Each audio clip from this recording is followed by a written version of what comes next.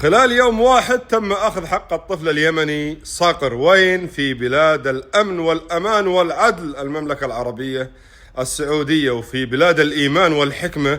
سنة كاملة وإحنا نناشد بحق الطفل المغتصبة جنات، والقضاة في اليمن إذن من طين وإذن من عجين. للأسف مغتصب عمره 29 سنة، متزوج محصن، اختطف طفلة عمرها 9 سنوات واغتصبها تحت الإكراه. سنة كاملة ما أخذنا حقها. لا وزيدكم من الشعر بيت. اليوم المشهور السعودي سعد الغرمول أطلق براند عطر باسم صقر، والأرباح بتكون بالشراكة مدى الحياة مع الطفل اليمني الصغير صقر.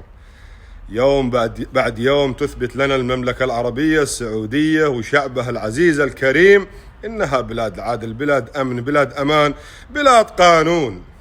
احنا عندنا باليمن القوي يأكل الضعيف، والغني ينهش الفقير، والحال من سيء إلى أسوأ. وبعدين تتساءلوا تقولوا ليش وضعنا وصل إلى هذه الدرجة المزرية، والوضع اللي ما يصير لا عدو ولا صديق. لا حول ولا قوة إلا بالله. تحياتي.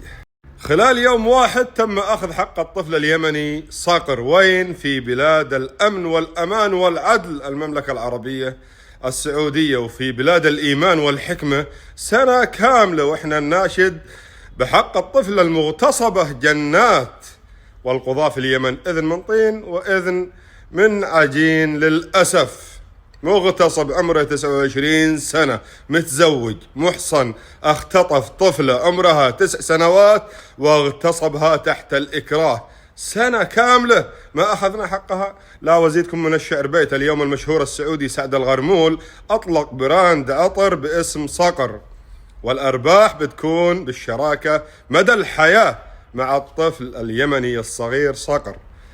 يوم بعد يوم تثبت لنا المملكة العربية السعودية وشعبها العزيز الكريم إنها بلاد عدل، بلاد أمن، بلاد أمان، بلاد قانون.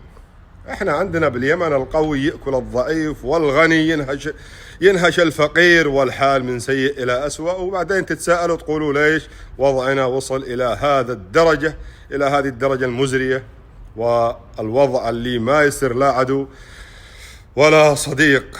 لا حول ولا قوة إلا بالله. تحياتي.